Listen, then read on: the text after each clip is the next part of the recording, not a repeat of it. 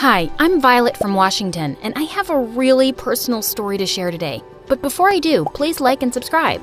My mom gave birth to identical twin daughters, me and my sister Sophie. So of course, my parents dressed us in the same clothes and braided our hair with matching ribbons. But people could easily tell us apart for one reason. Sophie was born with a minor facial distortion. Her eyes were a little lopsided, and her mouth was almost as low as her chin. I, on the other hand, looked like a frickin' porcelain doll. And everywhere we went, people would ooh and ah at me. She's just too lovely to be real. Look at those brown eyes. I have the same color eyes. But everyone ignored Sophie, and it really got to her. I kept telling her she was just as pretty as me, but she wouldn't hear a word of it. And as years passed, my sister grew to hate me. Sophie did everything she could to make me feel as sad and angry as she felt. She'd spread rumors about me at school, steal my diary, and once, she tried to shave off my eyebrows. I was living in fear 24/7. Worst of all, my parents didn't take it that seriously. I'll take away her electronics for a week. That's not enough, Dad. Sophie is trying to ruin my life. What if she tries to seriously hurt me? Oh, Violet, that's silly. Sophie's just going through a phase, and we would never let her harm you. They didn't understand. And when I turned 14, things really turned upside down. One afternoon, I came home from school to find Sophie in the living room with my parents, and they looked furious with me. How could you do something like that, Violet? What are you talking about? Sophie said you locked her in the closet for an hour. We heard her calling for us.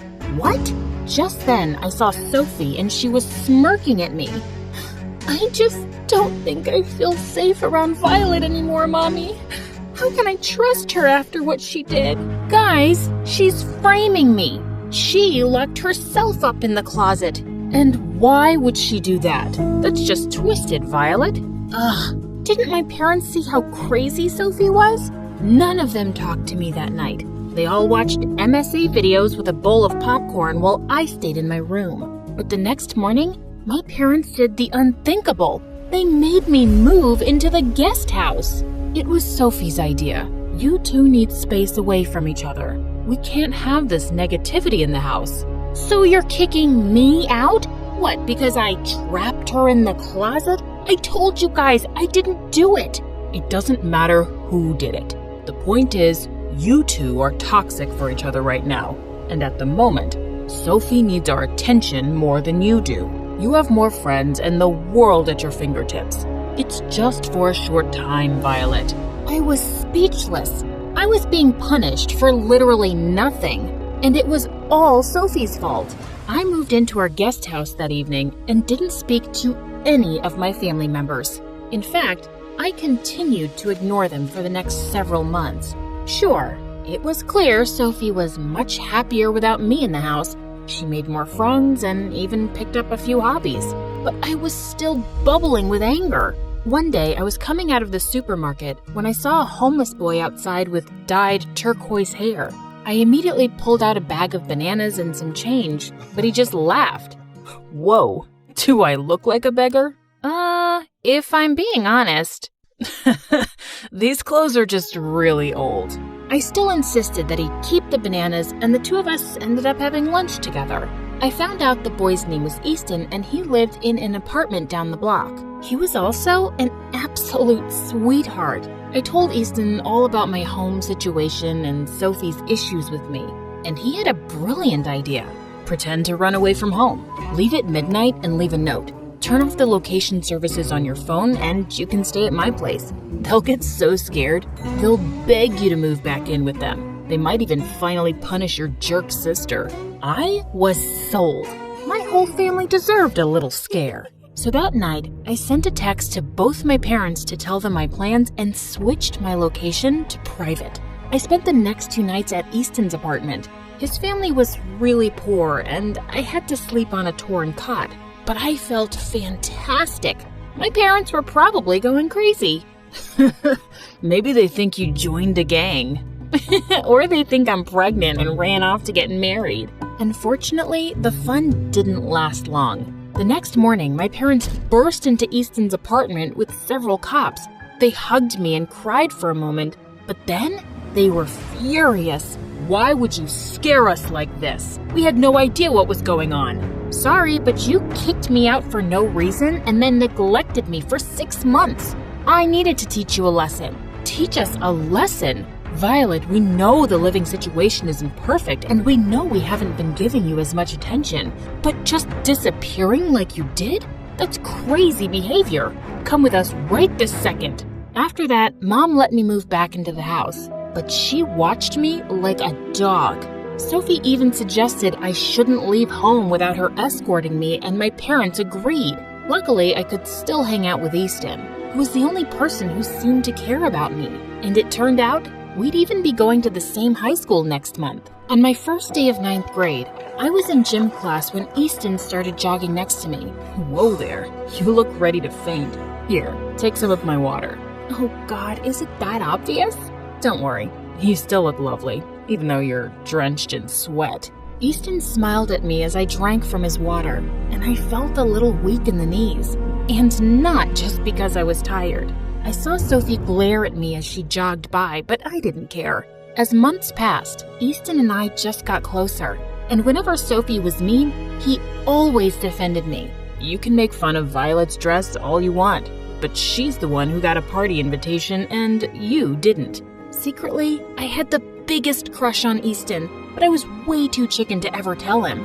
I was just grateful to have a best friend. It was exhausting living with a bully 24/7. Then one day when I came home from school, my parents gave me shocking news. They'd found a plastic surgeon to fix Sophie's facial distortion. They couldn't completely get rid of it, but I'd never seen my sister so happy. I felt so ugly my whole life, Violet. I know it sounds shallow, but I can't wait to be as beautiful as you. Sophie, look at me. You've never been ugly. But if getting this surgery makes you feel more confident, then I support you. Sophie started to cry then and hugged me. I stayed with her in the surgery room the entire time, and she even apologized for how she treated me. And I was glad. I was ready to give up our crazy fighting. After Sophie's surgery, things changed between us. Sophie didn't seem jealous of me anymore and even started hanging out with me and Easton. Then one day, I walked into my front yard and almost had a heart attack. Sophie was kissing Easton. Hey, does someone want to tell me what's going on here? Well... Violet, I've been meaning to tell you. Easton and I like each other, and I asked him out. I felt like I was gonna throw up. I pulled Sophie aside angrily. How could you do this to me? Sophie, I love him, and you know it. I know you love him, and I'm sorry, but I've been hanging out with Easton for a couple of weeks, and we have a connection. No, I have a connection with him. You barely know him. I don't get it. You got the surgery. You have everything I have now. Why would you hurt me like this? Violet, I'm not trying to hurt you. I really like Easton, and I just want to be happy for once. I can't take this anymore. You made me miserable for 14 years, and then got me kicked out of my own house, and convinced Mom to basically ground me for 24/7. This is the last straw. I stormed off and blocked Easton on all social media. He kept calling me to apologize and tell me that him dating Sophie wouldn't change our friendship, but I refused to speak to him. The next day at school, I decided it was time for overdue revenge. The first thing I did was attach a bucket of paint to the cafeteria doorway, and when Sophie walked in with Easton, paint splashed all over them. Everyone laughed like crazy, and I felt great. I got suspended for a day, but it was worth it. And I didn't stop there. That entire month, I pulled every prank I could think of on them at school, putting spiders in their locker and gluing their butts to the classroom chairs. I felt guilty for being a jerk, but Sophie deserved it, didn't she? And Easton was dating my sister, who bullied me my whole life. Then one day, I was studying in the courtyard when Easton walked over to me, and he looked furious. I've had it with you, Violet. Your jealousy has turned you insane. All the kids at school now are terrified of you. What do you mean? I've done nothing to anyone except you and Sophie. Really? 'Cause the bucket of paint from your prank got all over the cafeteria floor, and one kid tripped and sprained his ankle.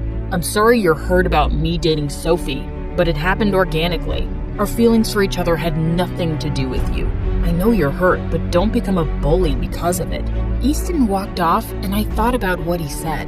Maybe Sophie wasn't trying to hurt me, and her falling for Easton was just a coincidence. Maybe I could just be happy for her. So that week, I did everything I could to make things right with people. I volunteered to help as many kids as I could with homework, and they'd know I wasn't a monster. And I apologized to Sophie and Easton, and surprisingly, they forgave me. On Friday night, Sophie and Easton were celebrating their 1-month anniversary at the beach, so I told Sophie I'd deliver them a picnic basket. But when I got there, Sophie was sitting alone in the sand, and she was crying. "Hey, what's wrong? Where's Easton?" "He's not here, Violet. He's not coming." "Did you guys break up?" "No, because we never dated. It was all fake. I even paid Easton monthly and used up all my savings. I wanted to make you jealous." "Wait, what? I don't understand." "I thought that after my surgery, people would start treating me differently because my face looked better. I thought I'd finally get as much attention as you. But because my distortion isn't totally fixed, I didn't. And that made me angry. But I can't do this to you anymore. I feel horrible." I couldn't believe what I was hearing. Sophie kept apologizing, but I couldn't even look at her. I didn't want revenge. I just didn't want to deal with her anymore. Things completely changed between us after that. My sister and I both cut contact with Easton and became strangers to each other. It broke my heart, but I didn't know what else to do. We were toxic for each other. Before we knew it, high school ended and we both went our separate ways. A couple of years later, I was walking around my university campus when I got a phone call. "Violet, it's Easton. I know we haven't spoken in years, but I need your help. My parents lost their house and are homeless. I'm doing everything I can to help them, but I'm desperate. I'm calling everyone I know for either money or food." My stomach was in knots. I still hated Easton for what he did, but he was obviously in a crisis. So I bought a bunch of food and clothes and arrived at the homeless shelter. God, you're an angel. I can't thank you enough. I'm not doing this for you. It's for your parents. And I never want to see you after this. Do you understand? Yes. What I did to you was unforgivable. Can I just tell you one thing? I never wanted to go through with Sophie's fake dating plan. The only reason I agreed to it was because my family's been struggling since I was a kid. I was always terrified we'd end up living on the streets. It's still no excuse, especially because I was in love with you. My head started spinning. I had no idea Easton had been suffering that much, and I had no idea that he'd loved me. I decided it was time to smooth things over. That night, I went right home and convinced my parents to give Easton's family a loan. And then, I asked if they could invite Sophie for dinner. Oh, sweetie, that's a wonderful idea.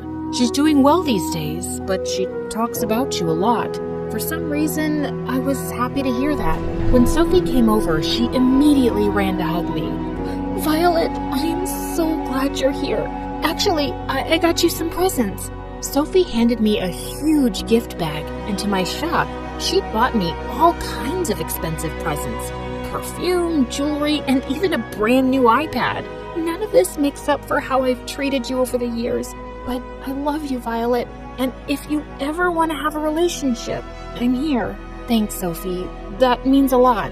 You did really hurt me, but it has been a couple of years. I can't forgive you overnight, but this is a good start. I also know you got in touch with Easton. If you ever want to date him, you have my blessing. It's a possibility, but first, I want to make things right with you. Though, of course, Sophie invited Easton over later and left us alone on our porch. I'm really glad you and Sophie made up. Do you think you can ever forgive me, Violet? I never really got over you. Wow, I didn't know that. But it will take me some time to trust you again. I understand that. I'm willing to wait as long as it takes.